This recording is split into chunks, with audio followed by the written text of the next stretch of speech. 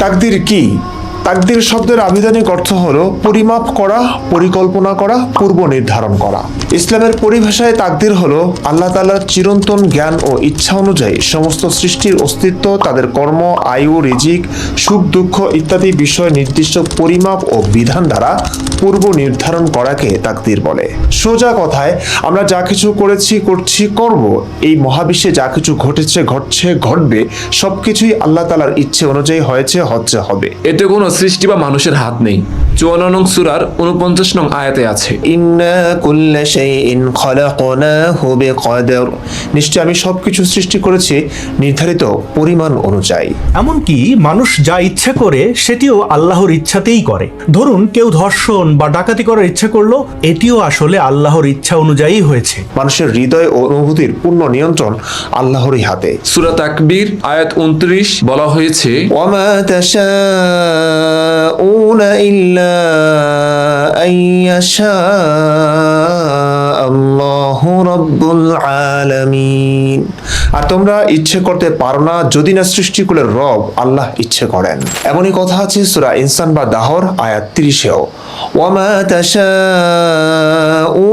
ইল্লা আইয়াশা আল্লাহ।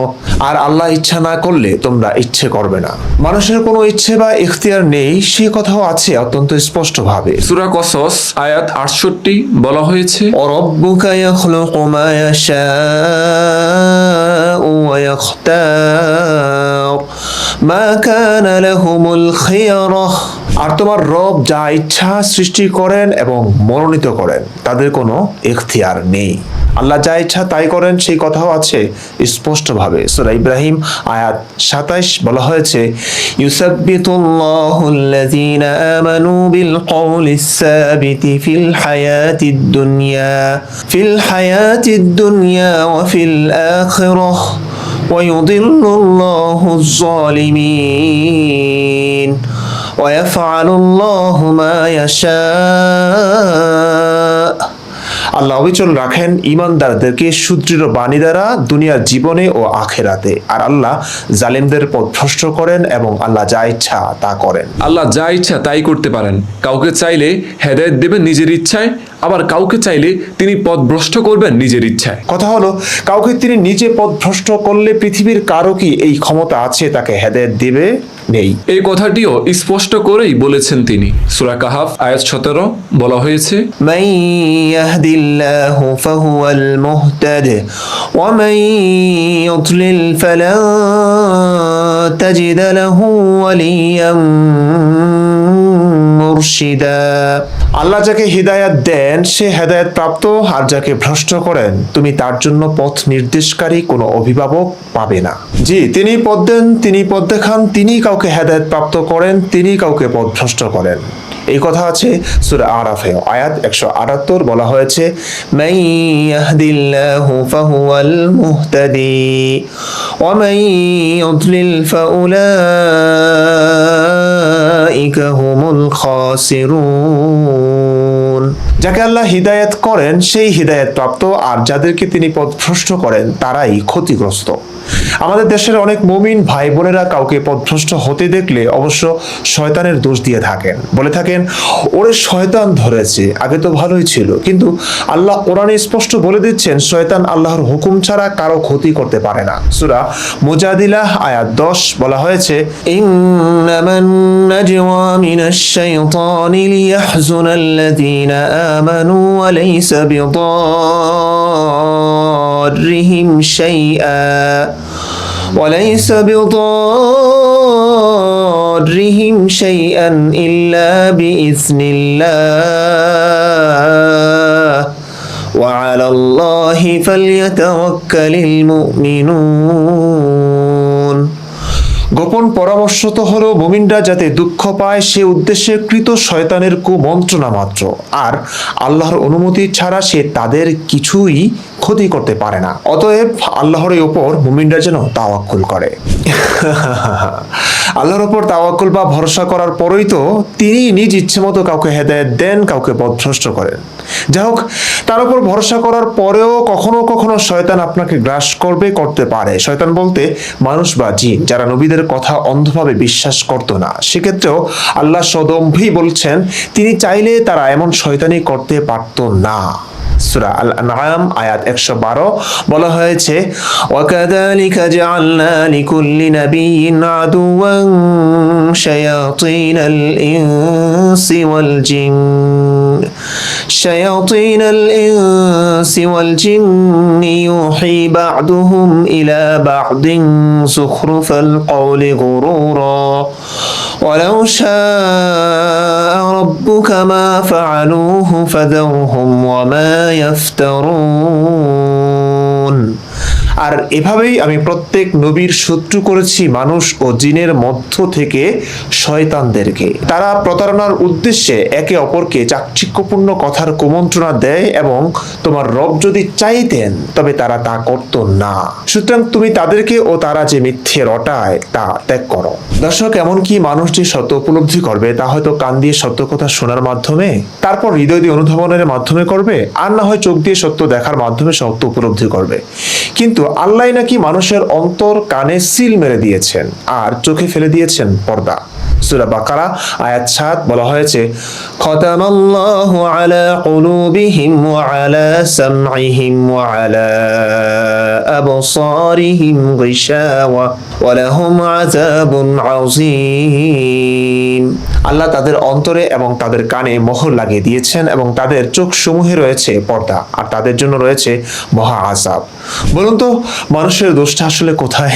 এমনকি আল্লাহর নবীও যদি কাউকে অতি ভালোবেসে হেদায়েতের পথে আনতে চান, সেটাও সম্ভব না কোরআন অনুযায়ী। সূরা কসাস আয়াত 56 বলা হয়েছে, ইন্নাকা লা তাহদি মান আহবাবতা ওয়ালাকিন্নাল্লাহা ইয়াহদি মান ইয়াশা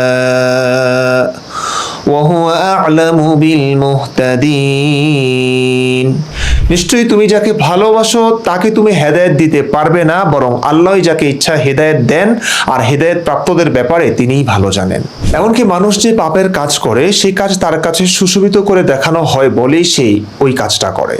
এবং নবী বড় বড় প্রভাবশালীদের নিজের দলে ভেরাতে না পেরে আফসোস করছিলেন, তখন আল্লাহ বললেন তাদের জন্য আফসোস করে নিজে ধ্বংস হয় না। সূরা ফাতির আয়াত 8 বলা হয়েছে, আফামান যুয়িনা লাহু সুউ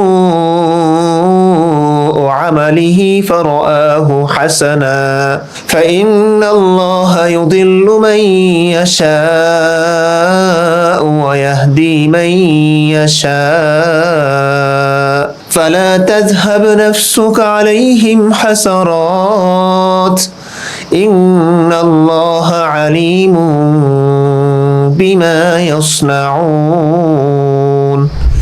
কাউকে যদি তার অসৎ কাজ সুশোভিত করে দেখানো হয় অতঃপর সে ওটাকে ভালো মনে করে, সে ওই ব্যক্তির সমান যে ভালোকে ভালো এবং মন্দকে মন্দ দেখে। কেননা আল্লাহ যাকে ইচ্ছা গোমরাহ করেন আর যাকে ইচ্ছা হেদায়েত দান করেন। অতএব তাদের জন্য আফসোস করে নিজে ধ্বংস হয়ো না, নিশ্চয়ই তারা যা করে আল্লাহ তা জানেন। মোট কথা, পৃথিবীর যত বিপদ আপদ আছে সবই আল্লাহর আদেশে, ইচ্ছায়, পূর্ব নির্ধারণে, পূর্ব পরিকল্পনায় হয়ে থাকে। সূরা হাদিদ আয়াত 22 বলা হয়েছে, মা আসাবা মিন মুসিবাতিন ফিল আরদি ওয়ালা ফি আনফুসিকুম ولا في أنفسكم إلا في كتاب من قبل أن نبرأها إن ذلك على الله يسير। জমিনে এবং তোমাদের নিজেদের মধ্যে এমন কোনো মুসিবত আপতিত হয় না যা আমি সংঘটিত করার পূর্বে কিতাবে লিপিবদ্ধ রাখি না। নিশ্চয়ই এটা আল্লাহর পক্ষে খুবই সহজ। দর্শক, আর কত দেখাবো?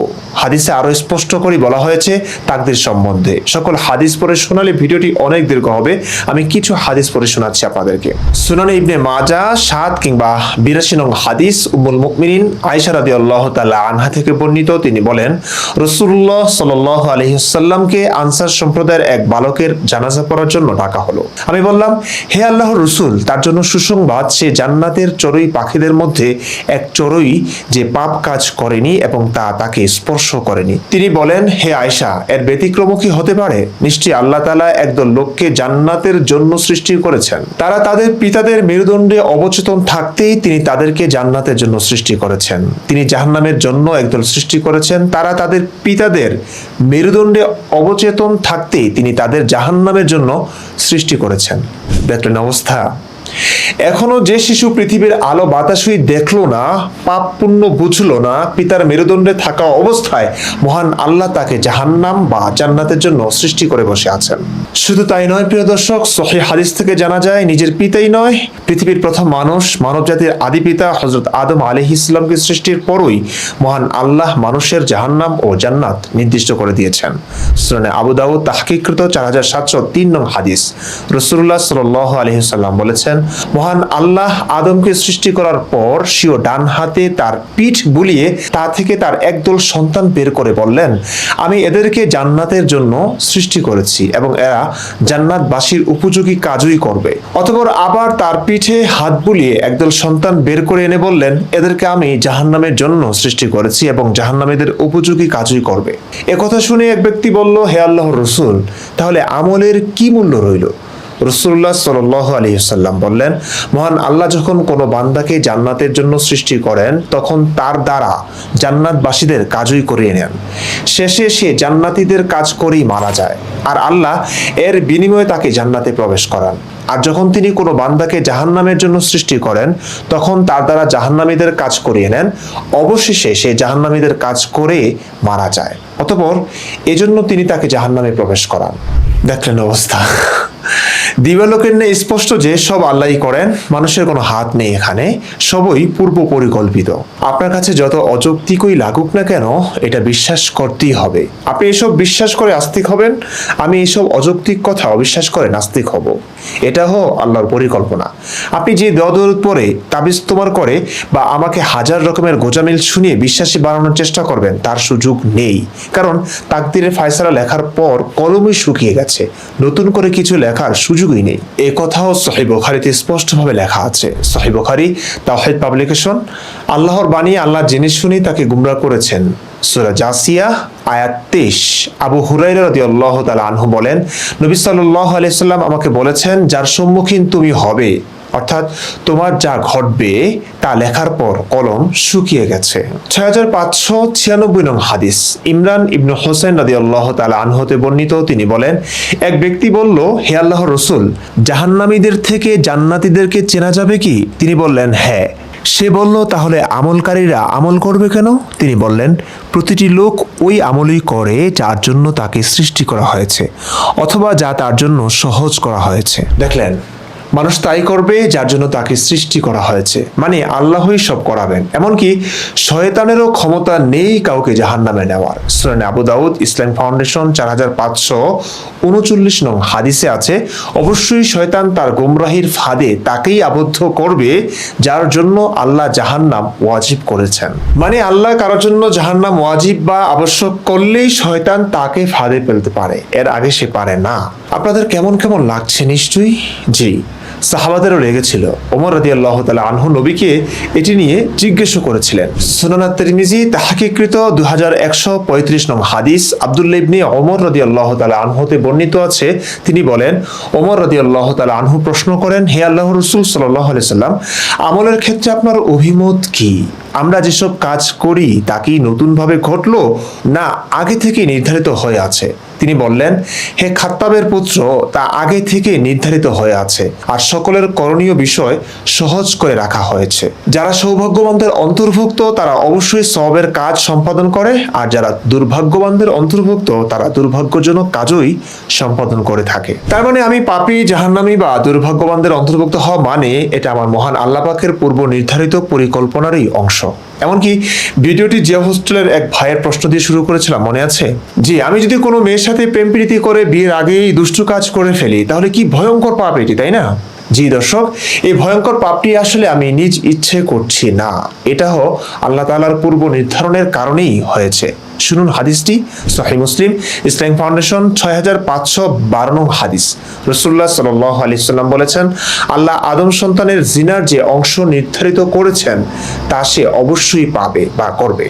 আর দু চোখের জিনা দৃষ্টিপাত করা, কানের জিনা শ্রবণ করা, জিহ্বার জিনা কথোপকথন করা, অন্তরে বাসনা করে, আর লজ্জাস্থান তা বাস্তবায়িত করে কিংবা মিথ্যা প্রতিপন্ন করে। শুধু জিনাই নির্ধারিত করেননি প্রিয় দর্শক, মিশকাতুল মাসাবিহ মিশকাত 113 বা 35 নং হাদিস, আবু দারদা রাদিয়াল্লাহু তাআলা আনহু হতে বর্ণিত, তিনি বলেন, রাসূলুল্লাহ সাল্লাল্লাহু আলাইহি ওয়াসাল্লাম বলেছেন, আল্লাহ আযজা ওয়া জাল্লা 5টি বিষয়ে তার সৃষ্টি জীবের জন্য চূড়ান্তভাবে তাকদীরে লিখে দিয়ে নির্ধারণ করে রেখেছেন।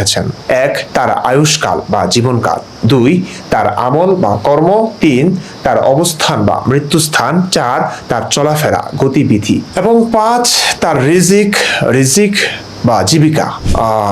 5টি জিনিস তিনি পূর্ব নির্ধারণ করে রেখেছেন। কবে সেটিও জানুন। সহিহ মুসলিম, ইসলামিক ফাউন্ডেশন 6507 নং হাদিস। আল্লাহ তাআলা সমগ্র সৃষ্টির ভাগ্যলিপি আসমান ও জমিন সৃষ্টির 50,000 বছর আগেই লিপিবদ্ধ করেছেন। তিনি বলেন, সে সময় আল্লাহর আরশ পানির উপরে ছিল। প্রিয় দর্শক, এমন শত শত হাদিস কোরআনের আয়াতে তাকদীর কি কেমন তা নিয়ে বিস্তারিত এসেছে। যেটুকু দেখালাম আশা করি তাতেই বুঝে গেছেন তাকদীর মানে কি। বলুন তো, এখানে কোনো প্রশ্ন আসে কিনা? আসে। কোনো কন্ট্রাডিকশন আছে কিনা? আছে। কোরআন ও হাদিসের যে সকল জায়গায় ফ্রি উইল বা স্বাধীন ইচ্ছার কথা আছে, সে আয়াতগুলোর সাথে সব বিরোধিতা হচ্ছে এই তাকদীরের বিষয়টি। সূরা কাহাফ আয়াত 29 বলা হয়েছে, ওয়াকুলিল হাক্কু মির রাব্বিকুম ফামান শাআ ফালইউমিন ওয়া মান শাআ ফালইয়াকফুর ইন্না আ'তাদনা লিয-যালিমিনা নারা। আর বলো, সত্য তোমাদের রবের পক্ষ থেকে। সুতরাং যে ইচ্ছা করে সে যেন ঈমান আনে এবং যে ইচ্ছা করে সে যেন কুফরি করে। নিশ্চয় আমি জালিমদের জন্য আগুন প্রস্তুত করেছি। সূরা মুলক আয়াত 2 বলা হয়েছে, আল্লাযী খালাকাল মাউতা ওয়াল হায়াতা লিয়াবলুয়াকুম আইয়ুকুম আহসানু আমালা ওয়া হুয়াল আসিসুল গফুর।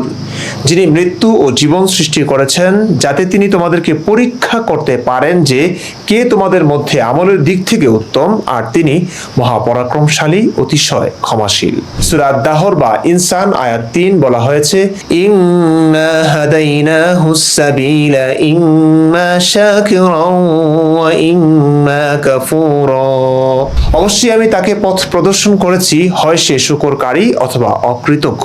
সূরা আন-নাজম আয়াত 39 বলা হয়েছে, ওয়া আল্লাইসা লিল ইনসানি ইল্লা মা সাআ। আর এই যে মানুষ যা চেষ্টা করে তাই সে পায়। মানুষ যা চেষ্টা করে তাই সে পায়। এমন যত আয়াত ও হাদিস আছে যেখানে স্বাধীন ইচ্ছের কথা বলা হয়েছে, এসব তাকদীরের বিষয়টির সঙ্গে সত্যি সাংঘর্ষিক। তাকদীর বলছে সবকিছু আসমান জমিন সৃষ্টির 50,000 বছর আগেই লিখে রেখেছেন, সব আল্লাহর ফয়সালা ও ইচ্ছে অনুযায়ী হয়। এখানে মানুষের কোনো হাত নেই, এমনকি মানুষ যে ইচ্ছে করে সেটাও আল্লাহর ইচ্ছেতেই করে। স্বাধীন ইচ্ছের আয়াতগুলো বলছে সত্য আল্লাহর পক্ষ থেকে এসেছে, মানুষ এখন সেটা গ্রহণ করবে কি করবে না তার ইচ্ছে। কিংবা দুনিয়াটা পরীক্ষার জায়গা, এখানে সবাই স্বাধীন, ভালো কাজ করুক বা মন্দ উভয়ের স্বাধীনতা আছে। অপরদিকে ইসলামে মোরতাদ বা ধর্মত্যাগী এবং নবীর কটূক্তিকারী বা ইসলামের সমালোচকদের দুনিয়াতে হত্যার বিধান আছে, যা পরীক্ষার আয়াতের সঙ্গে সাংঘর্ষিক। দুনিয়া পরীক্ষার জায়গা হলে এখানেই কেন শাস্তি হচ্ছে? এখানে তো সে স্বাধীন। আরো বহু সাংঘর্ষিক বিষয় আছে, আপাতত এই কয়েকটা বিষয় ধরা যাক। দিবালোকের স্পষ্ট যে এসবের মাঝে সব বিরোধিতা মজুদ আছে। ধরুন, স্বাধীন ইচ্ছে অনুযায়ী জায়েদ ও রাশেদের সামনে দুটো পথ খোলা, নামাজ পড়তেও পারে এবং না পড়ে খেলাধুলায় মত্ত থাকতে পারে। জায়েদ নামাজ পড়লো, রাশেদ নামাজ না পড়ে খেলায় মত্ত থাকলো। তাকদীর অনুযায়ী দুজনেই আল্লাহর ইচ্ছায় পরিকল্পনায় এমনটা করেছে, কারণ এই দুজনের কর্ম সম্পর্কে নামাজ পড়া না পড়ার ব্যাপারে আল্লাহ আসমান জমিন সৃষ্টির 50,000 বছর আগেই লিখে রেখেছেন এবং তাকদীরের নিয়ম খণ্ডানোর কারো সাধ্য কিন্তু নেই। যা লিখে রাখা হয়েছে তা হবেই, ঘটবেই, ফলবেই। প্রশ্ন হলো, আল্লাহ আগে থেকে লিখে রাখার কারণেই যদি হয়, আল্লাহর পূর্ব পরিকল্পনা অনুসারেই যদি এসব হয়ে থাকে, তাহলে জায়েদের নামাজ পড়ার পুরস্কার এবং রাশেদের নামাজ না পড়ার তিরস্কারের কি অর্থ হয় ভাই? দুজনেই কিন্তু এখানে সমান। নামাজ পড়ার কারণে জায়েদকে কেনই বা পুরস্কার দিবেন, নামাজ না পড়বার কারণে রাশেদকে কেনই বা তিনি শাস্তি দিবেন? যেহেতু তাদের ইচ্ছায় কিচ্ছু হয়নি, আল্লাহর ইচ্ছাই হয়েছে। বুঝতে পারছেন ব্যাপারটা? কিংবা এদের যদি পরীক্ষা নেওয়া হয়, তাহলে কি এটা বলা যায় না আল্লাহ আগে থেকে যদি জানেন রাশেদ নামাজ পড়বে না, তাহলে কেন তাকে পরীক্ষা নিলেন? মানে আপনি স্পষ্টতই জানেন যে অমুকি পরীক্ষায় ফেলই করবে এবং সে যে ফেল করবে সেটা আপনি আগে ভাগেই লিখেও রাখলেন, তাহলে কেন তার পরীক্ষা নেওয়া? ফাজলামি। শুধু তাই নয়, প্রশ্ন করলে কিছুই থাকে না প্রিয় দর্শক। সূরা নূহ আয়াত 26 বলা হয়েছে, ওয়াকালা নূহুর রাব্বি লা তাযার আলাল আরদি মিনাল কাফিরিনা দাইয়ারা। আর নূহ বলল, হে আমার রব, জমিনের উপর কোনো কাফিরকে অবশিষ্ট রাখবেন না। দেখুন, একজন নবী আল্লাহর কাছে দোয়া করছেন পৃথিবীতে কোনো কাফের যেন অবশিষ্ট না রাখা হয়। কেন হয় প্রিয় নূহ নবী? আপনি জানেন না কে কাফের হবে কে মুমিন হবে, সবই আল্লাহ তাকদীরে লিখে রেখেছেন এবং এসব যে কলম দিয়ে লেখা হয়েছে তা শুকিয়ে গেছে। এমন তো কেন করবেন আপনি? এরপর সূরা নূহ আয়াত 27 বলা হয়েছে, ইন্নাকা ইন তাযরহুম ইউদিল্লু ইবাদাকা ওয়ালা ইয়ালিদু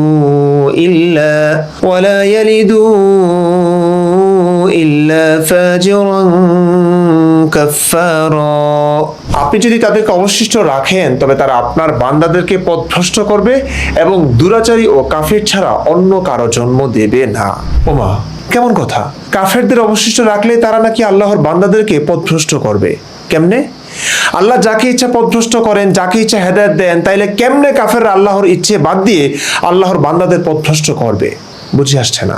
দর্শক, প্রশ্ন করলে কিছুই থাকে না। কোরআনে আক্রমণাত্মক জিহাদের কথা আছে, আপনারা সকলে জানেন। বহু হাদিসে অমুসলিমরা ইসলাম না মানলে বা জিজিয়া দিয়ে থাকতে না চাইলে তাদেরকে হত্যার কথা বলা হয়েছে। এখানেও প্রশ্ন জাগে, আল্লাহ আগে থেকেই জানেন ওরা এমনি করবে, আল্লাহর আদেশে ওরা এমন করছে, বা আল্লাহ দুনিয়াতে ওদের পরীক্ষা নিচ্ছেন স্বাধীনতা দিয়ে, তবে কেন ওদের ইসলাম না মানার কারণে মারার কথা বলা হচ্ছে একই কোরআনে? মানা যায় না। এমন শত শত প্রশ্নবাণে জর্জরিত হয়ে ইসলাম একটি হাস্যকর ধর্মে পরিণত হয়। এ পর্যন্ত এসে কোনো মুসলিম ভাই এসে বলে থাকবেন, ঠিকই তো, এমন স্ববিরোধিতা? ইসলাম এসব থাকতে পারে না, কোথাও সমস্যা আছেই। বাপ্পারাজের মতো তারা চিৎকার জুড়ে দিয়ে তখন বলতে পারেন, এ আমি বিশ্বাস করি না, কিন্তু লাভ নাই। আপনি তাকদীরে বিশ্বাস না করলেও ইসলাম আপনাকে জিহাদি হুজুরের মতো ঘোষণা করবে, জাহান্নামী, জাহান্নামী, জাহান্নামী, জাহান্নামী। জিহাদি হুজুর না, প্রিয় নবীজির হাদিসই বলছে আপনাকে জাহান্নামী। চলুন হাদিসটি দেখি।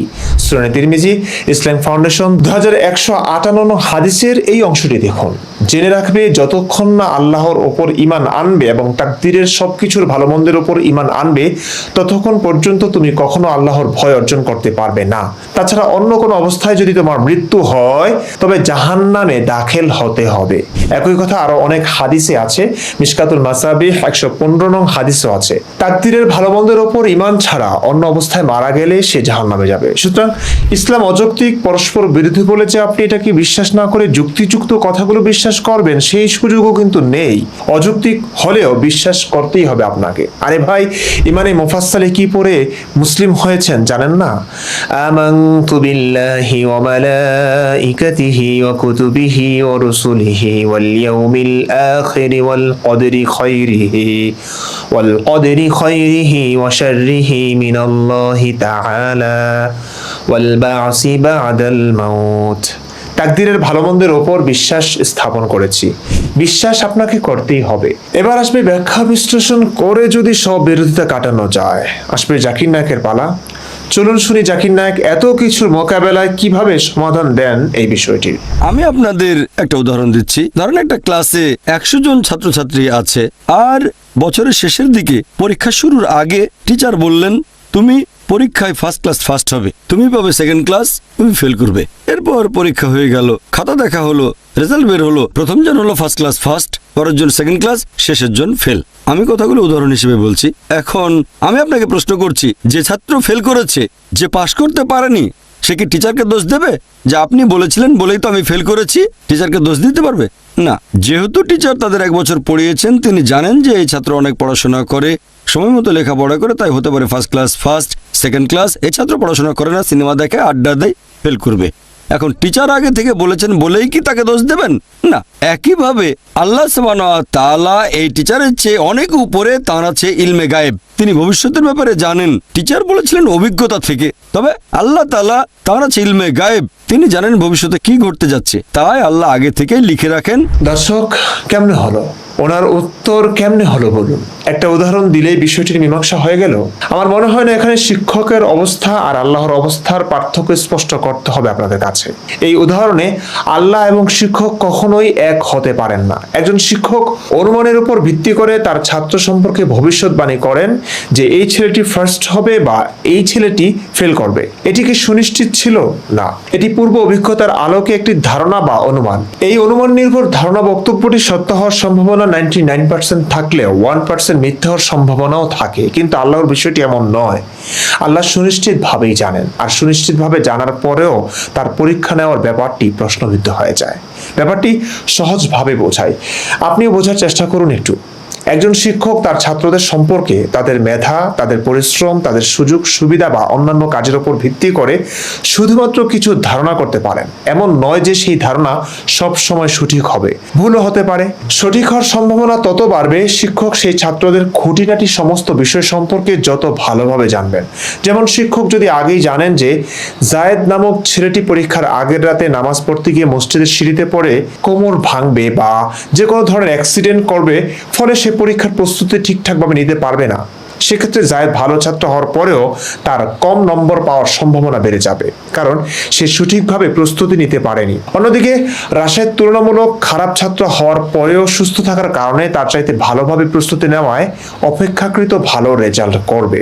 এই ধরনের খুঁটিনাটি কোনো শিক্ষকের পক্ষে যদিও জানা সম্ভব নয়, সকল পরীক্ষার্থী সমান সুযোগ পেয়েছে কিনা সেটিও জানা সম্ভব নয়। এখন ব্যাপার যদি এমন হয়, শিক্ষক আগেভাগেই জানেন জায়েদ পরীক্ষার 1 সপ্তাহ আগে নামাজ পড়তে গিয়ে মসজিদের সিঁড়িতে পড়ে কোমর ভেঙে হসপিটালে ভর্তি হবে, পরীক্ষার প্রস্তুতি নিতে পারবে না এবং সে অপ্রস্তুত অবস্থায় পরীক্ষা দিলে রেজাল্ট খারাপ করবে, তাহলে এই পরীক্ষা গ্রহণের পদ্ধতি এবং কে কত নাম্বার পেয়েছে তা প্রশ্নবিদ্ধ হয়ে যাবে। পৃথিবীর যে কোনো আদালতই শিক্ষকের কাছে কৈফিয়ত চাইবে, জানার পরেও কেন ব্যবস্থা নিলেন না আপনি, বা এমন অবস্থায় কেন পরীক্ষা নিতে গেলেন? আপনি যেহেতু জানেনই মসজিদের সিঁড়িতে সে পড়ে যাবে, তবে কেন সিঁড়ি দিয়ে উঠবার সময় তাকে জানালেন না যে তুমি পড়ে যাবে? এই সবই তখন আলোচ্য হবে। কিন্তু শিক্ষক তো এসব শতভাগ নিশ্চিত করে জানেন না। ব্যতিক্রম আমাদের আল্লাহ পাক, তিনি সবকিছু সুনিশ্চিত ভাবেই জানেন। আমাদের জন্মের এমনকি মহাবিশ্ব সৃষ্টির 50,000 বছর আগেই তিনি লিখেও রেখেছেন সে সব কিছু। লেখার পর কলমও নাকি শুকিয়ে গেছে, এবং তিনি বলেছেন আল্লাহর ইচ্ছে ছাড়া মানুষ ইচ্ছেও করতে পারে না। এত কিছুর পর এই প্রশ্ন কি করা যায় না যে সবকিছু জেনে বুঝে আপনি পরীক্ষা নিতে যাচ্ছেন কেন? দর্শক, কোনোভাবেই আসলে এটি মানা যায় না। আল্লাহ ও শিক্ষকের জানা কখনোই এক নয়। শিক্ষক শতভাগ নিশ্চিত করে কখনোই কিছু বলতে পারেন না, কিন্তু আল্লাহ পাকের এসব সীমাবদ্ধতা একদম নেই। তিনি সকল মানবীয় সীমাবদ্ধতার ঊর্ধ্বে। তিনি মানুষের মনের গোপন খবরাখবর সম্পর্কেও সম্যক অবগত। কোরআনেই বলা হয়েছে, ইন্নাহু আলিমুন বিযাতিস সুদূর, নিশ্চয়ই তিনি অন্তরসমূহে যা আছে সে বিষয়ে সম্যক অবগত। সূরা মুলক আয়াত 13। সুতরাং তিনি শতভাগ নিশ্চিতভাবে সব জানেন, এবং তার জানাটি কোনো ধারণা নয়। পূর্ব অভিজ্ঞতার আলোকে ধারণা করা এবং একদম 100% নিশ্চিতভাবে জানা সম্পূর্ণ ভিন্ন বিষয়। যারা আল্লাহর এই জানার সাথে শিক্ষকের ধারণার তুলনা করেন, তারা স্পষ্টতই শিরিক করেন। ইসলাম অনুসারে আল্লাহ পাকের সাথে যে কোনো শরীক করা সবচেয়ে বড় পাপ, এবং এই পাপের কোনো ক্ষমা নেই, কোরআনেই বলা হয়েছে। দর্শক, যদি বলেন না তুই নাস্তিক, তোর ব্যাখ্যা শুনবো না, আমাদের জাকির নায়েক যা বলেছেন, যেভাবে ব্যাখ্যা করেছেন সেটা যেমনই হোক আমরা সেটাই মানবো, তাহলেও বলবো আপনারা এখানেই পারবেন না মানতে। কেন? কারণ নবীজি বড় নাকি জাকির নায়েক বড়? নিশ্চয়ই বলবেন নবীজি বড়। কার কথা মানবেন, জাকির নায়েকের কথা নাকি নবীর কথা? নিশ্চয়ই নবীর কথা। তাহলে এই হাদিসটি মনোযোগ দিয়ে শুনুন। সহিহ মুসলিম, ইসলাম ফাউন্ডেশন, পরিচ্ছেদ 2, আদম আলাইহিস সালাম ও মূসা আলাইহিস সালামের বিতর্ক, 6501 নং হাদিস। আবু হুরায়রা রাদিয়াল্লাহু তাআলা আনহু থেকে বর্ণিত, রাসূলুল্লাহ সাল্লাল্লাহু আলাইহি ওয়াসাল্লাম বলেছেন, আদম আলাইহিস সালাম ও মূসার মধ্যে বিতর্ক হয়। মূসা আলাইহিস সালাম বললেন, হে আদম, আপনি আমাদের পিতা, আপনি আমাদের বঞ্চিত করেছেন এবং জান্নাত থেকে আমাদের বের করে দিয়েছেন। তখন আদম আলাইহিস সালাম তাকে বললেন, আপনি তো মূসা, আল্লাহ তাআলা আপনার সঙ্গে কথা বলে আপনাকে মনোনীত বা সম্মানিত করেছেন এবং আপনার জন্য তার হাতে লিখে কিতাব অর্থাৎ তাওরাত দিয়েছেন। আপনি কি এমন বিষয়ে আমাকে তিরস্কার করছেন যা আমার সৃষ্টির 40 বছর পূর্বে আল্লাহ তাআলা নির্ধারণ করে রেখেছেন? রাসূলুল্লাহ সাল্লাল্লাহু আলাইহি সাল্লাম বলেন, আদম আলাইহিস সালাম মূসা আলাইহিস সালামের উপর তর্কে বিজয়ী হলেন। কিছু বুঝলেন? আদম আলাইহিস সালামকে আল্লাহ বলেছিলেন ওই নিষিদ্ধ গাছের কাছে যেও না, এটা আপনারা সকলেই জানেন। আদম সেখানে আল্লাহর হুকুম লঙ্ঘন করে গেলেন। এই অপরাধে আল্লাহ আদম এবং তার সঙ্গিনী হাওয়াকে সহ জান্নাত থেকে ছুঁড়ে মারলেন পৃথিবীতে, তাই তো? এই খবর আমরা সকলেই জানি, মুসলিম মানি আমরা এটা জানি। এখানে আদম যে আল্লাহর আদেশ লঙ্ঘন করলেন এটি একটি পাপ। মূসা ও আদম নবীর বিতর্ক চলাকালে মূসা আদমকে এই অভিযোগে অভিযুক্ত করলেন যে আপনার জন্যই আমরা আজ জান্নাত থেকে বিতাড়িত হয়ে পৃথিবীতে এসেছি। তখন আদম আলাইহিস সালাম যা বললেন তা এই তাকদীরের বিষয়টি, মানে আদমের দোষ না, এটি তো তাকদীরের ফায়সালা। আমার আগেই আল্লাহ এমনটি হবে তা লিখে রেখেছেন। সুতরাং যে দোষ আমার না তার জন্য আপনি আমাকে তিরস্কার করতে পারেন না। গেল জাকির নায়কের যুক্তি, গেল জাকির নায়কের যুক্তি টিকলো না। আমাদের প্রিয় নবীজিও ঘোষণা করলেন আদম ও মূসার মধ্যে আদমই জয়ী হয়েছে। মারহাবা। শেষ ডাক্তার জাকির নায়কের যুক্তি। তার মানে একদিকে এটাই স্পষ্ট যে আল্লাহর হুকুমে সব হয়, মানুষের কোনো দোষ নেই, মানুষ আসলে নিষ্পাপ। আরেকদিকে মানুষের শাস্তি, জাহান্নাম, শত শত ভীতিকর বর্ণনা, এই করলে এই হবে, ওই করলে ওই হবে ইত্যাদি। স্পষ্টতই এখানে সব বিরোধ আছে। দর্শক, শুধু আমাদের কাছেই খটকা লাগছে ব্যাপারটা এরকম না, নবীর সাহাবীদের কাছেও খটকা লাগতো।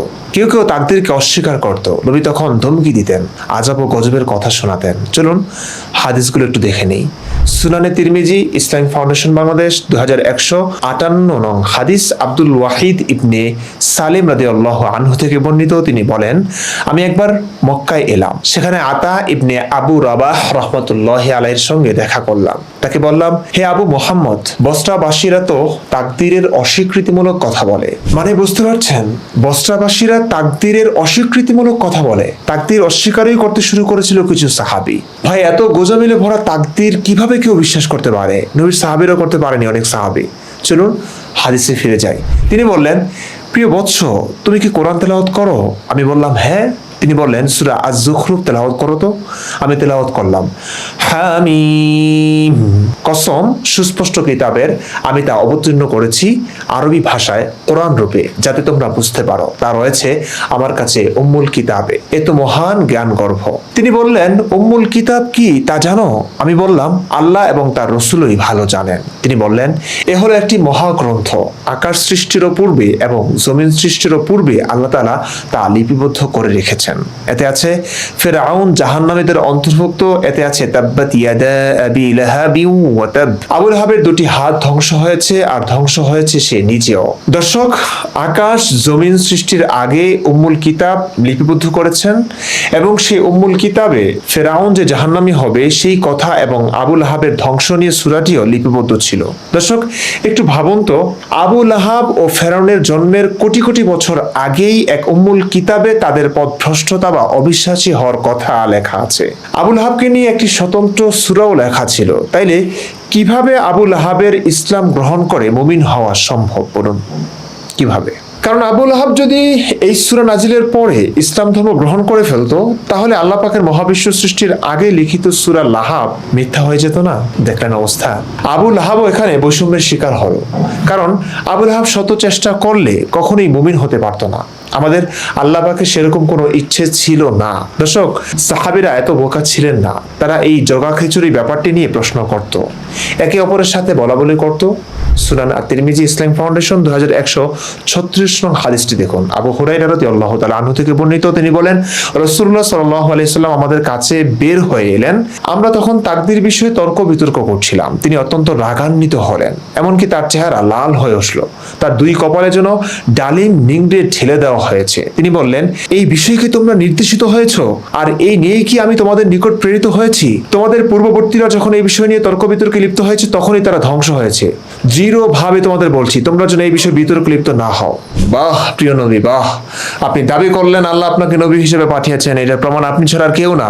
আপনি দাবি করলেন আল্লাহ জিব্রাইলের মাধ্যমে আপনার কাছে ওহী পাঠাতেন, সেই জিব্রাইলকে আপনি ছাড়া কেউ দেখলো না, শুনলো না। আপনি আল্লাহর নাম করে এতগুলো বিয়ে করলেন, দাসী সেক্স করলেন, অমুসলিমদেরকে মেরে তাদের সম্পদ ভোগ করতেন, এত কিছু করলেন। সেই আল্লাহকে নিয়ে আপনি এক এক সময় এক একবার এক এক রকমের কথা বলবেন, ধরা খেলে আপনি সেটার সমাধান না দিয়ে রাগ দেখাবেন। কেমনে হয় এটা? কিভাবে সম্ভব? দর্শক, হাদিসে প্রিয় নবীজি সাহাবাদের তাকদীর বিষয়ক আলোচনা বন্ধ করতে তাদের ভয় দেখিয়েছেন এই বলে যে তোমাদের পূর্ববর্তীরা যখন এই বিষয় নিয়ে তর্ক বিতর্কে লিপ্ত হয়েছে তখনই তারা ধ্বংস হয়েছে। তাই কিভাবে ধ্বংস হয়েছে প্রিয় নবীজি? কেমনে বিশ্বাস করবো আপনার কথা প্রিয় নবীজি? আমরা তাকদীর নিয়ে কথা বলছি, আসিফ মহিউদ্দিন, আসাদ নূর, মাসুদ ভাইয়েরা প্রতিনিয়ত তাকদীর এবং আর শত শত অসঙ্গতি নিয়ে কথা বলে যাচ্ছেন। কই, তারা তো কেউ ধ্বংস হচ্ছেন না। আমি বলছি, দীর্ঘ ভিডিওতে দিবালোকের নিয়ে স্পষ্ট বক্তব্যে ধরিয়ে দিয়েছি তাকদীরের অসঙ্গতি, বৈপরীত্য, স্ববিরোধ, আপনার পাকনামি। কই, আমি তো ধ্বংস হচ্ছি না। হ্যাঁ, আপনার বাহিনী আমাকে মারবার চেষ্টা করছে, কখনো হাতে নাগালে পেলে মেরে ফেলবে। তখনই কি মুমিন ভাই বোনেরা আমার ক্ষেত্রে এমন কথা বলবে, আল্লাহ ছাড় দেন, ছেড়ে দেন না, ইমরান বশিরের উপর আল্লাহর গজব পড়েছে, ধ্বংস হয়েছে? ও, তাহলে এই কথাই আপনারা নিজেরাই মেরে সব আল্লাহর উপর চাপিয়ে দেন। আসিফ ভাইকেও কুপিয়ে মারতে চেয়েছেন, আসাদ, মাসুদ, তাসলিমা সবাইকেই মারতে চাইলেন আপনারাই। তারা আপনাদের হাত থেকে না হয় বেঁচে গেল, আল্লাহর হাত থেকে তো বাঁচেনি। তাহলে তারা ধ্বংস হচ্ছে না কেন? তসলিমা নাসরিন তো 60 পেরোলো, তবু কি সুন্দর, কি স্মার্ট, কি ইয়াং লাগছে দেখুন। মাসুদ, আসাদ, আসিফ সবাইকে দেখুন কি সুন্দর ভাবে বেঁচে আছেন। নাকি 100 বছর পর বার্ধক্যে মারা গেলে তখন বলবেন হ্যাঁ এই লোক তাকদীর নিয়ে কথা বলার কারণে মারা গেছে। কারণ নবীজি বলেছেন যারাই অতীতে তাকদীর নিয়ে আলোচনায় মেতেছে তারাই ধ্বংস হয়েছে। এটাই তবে মূল কাহিনী, তাই না? দর্শক, তাকদীর নিয়ে আরো শত শত হাদিস আছে না বলা, সবগুলো নিয়ে কথা হবে। সংক্ষেপে তুলে ধরা হবে আরো সংশয়, খটকা, অসঙ্গতি। ভিডিওটি অতি দীর্ঘ হলেও পুরোটি দেখলে আশা করি বুঝেছেন তাকদীর বিষয়টি কি পরিমাণ অসঙ্গতিতে ভরা, হিসেব কোনোভাবেই মেলানো যায় না। আর যায় না বলেই আলেমরা এটি নিয়ে আলোচনা করতেই নিষেধ করেন। শারহুল আকীদা তাহাবি, মাকতাবাতুস সুন্নাহ, পৃষ্ঠা 423-24 থেকে একটু পড়ে শোনাই। তাকদীর বিষয়ে আসল কথা হলো এটি সৃষ্টিকুলের ব্যাপারে আল্লাহর একটি গোপন বিষয়, যা নৈকট্যপ্রাপ্ত কোনো ফেরেশতা কিংবা প্রেরিত কোনো নবীও অবগত নন। দেখুন অবস্থা। অবশেষে এই কথাই বলা। তাহলে জাকির নায়েকরা খামোখা যুক্তি দেখায় কি করতে? তাও আবার এমন অসংলগ্ন, খোরা, ভোতা যুক্তি। সেই যুক্তি যে টেকে না তা নবী মুসা ও আদমের বিতর্ক এবং সেই বিতর্কে নবী আদমের জয় দেখেই বোঝা যায়। আমি আবার অনুরোধ করব, পুরো ভিডিওটি দেখুন। আদম ও মুসার বাদানুবাদের হাদিসটি দেখুন, পড়ুন। দেখুন, আমরা আল্লাহ, জান্নাত, জাহান্নাম, ফেরেশতা ও জিব্রাইল কাউকে দেখিনি বলে যে ইসলাম অবিশ্বাস করছি তা না, নবীর কথাই মেনে নিয়েছি। কিন্তু নবীর মুখ থেকে শোনা এসব কথা যদি এক এক জায়গায় এক এক রকমের হয়, হাজার রকমের স্ববিরোধী হয়, নিজের যুক্তিতেই নিজে হেরে যান, তাহলে এমন ধর্ম মানব কোন যুক্তিটা আপনি একটু বলুন। ওপরের সমস্ত কোরআনের আয়াত এবং হাদিসগুলো মেনে নিলে স্বাধীন ইচ্ছা বা ফ্রি উইলের সমস্ত কিছুই আসলে মানুষের সাথে আল্লাহ পাকের এক নির্মম প্রতারণা ছাড়া আর কিছুই মনে হয় না। অথবা এটা স্পষ্ট যে এগুলো পরস্পর বিরোধী ধারণা। নানান সময়ে, নানান প্রেক্ষাপটে, নানান মানুষকে লোভ এবং ভয় দেখানোর জন্যই বলেছিলেন আমাদের প্রিয় নবী। আসলে বোকা নবী নাকি আমরা, তার বিচার ভার আপনাদের কাঁধে তুলে দিলাম। ভালো থাকুন, সুস্থভাবে বাঁচুন। এতক্ষণ ভিডিওটি দেখার জন্য অসংখ্য ধন্যবাদ।